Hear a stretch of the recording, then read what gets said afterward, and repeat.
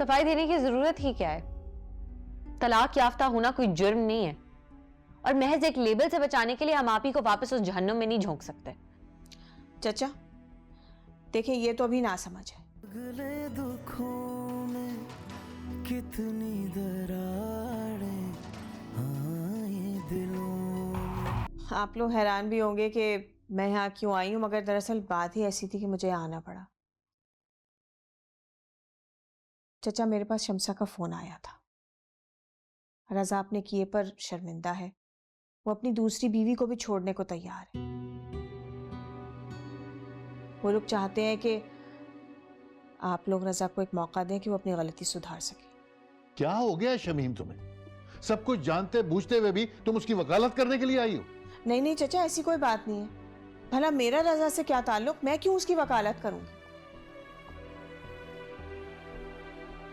मैंने तो शमसा को भी खूब बातें सुनाई कि भाई मेरा अब इस मामले से कोई ताल्लुक नहीं है, मुझे इस मामले से दूर रखो। मगर बात दरअसल ऐसी थी तो मैंने सोचा कम से कम आप लोगों को एक बार बता तो दूं।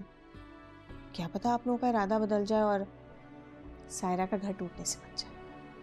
जो घर कभी बसा ही नहीं उसे बचाने आई हो तुम शमीम?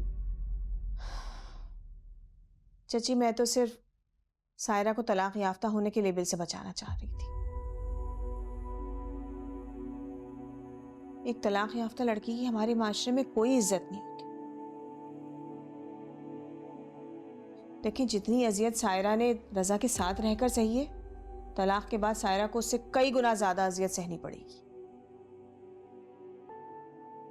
और मैं नहीं चाहती कि सायरा के साथ ये सब कुछ हो, इसलिए मैं आई हूं यहां। देखिए, कसूर चाहे किसी का भी हो, माशरा उंगली सिर्फ लड़की पर उठाता है। अब हम किस किस को सफाइयां देंगे कि सायरा का कोई कसूर नहीं था? सफाई देने की जरूरत ही क्या है? तलाक याफ्ता होना कोई जुर्म नहीं है और महज एक लेबल से बचाने के लिए हम आप ही को वापस उस जहन्नुम में नहीं झोंक सकते। चचा देखिए, ये तो अभी ना समझ है। इसे इन बातों की कोई समझ नहीं, लेकिन आप तो समझदार हैं, आप तो समझते हैं ना इन बातों को। क्या आप सायरा को तलाक दिलवाकर सारी उम्र इस घर में रखेंगे? नहीं ना।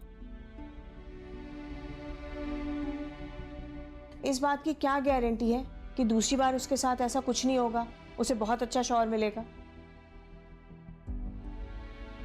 बेटियों के नसीब का कुछ नहीं पता होता।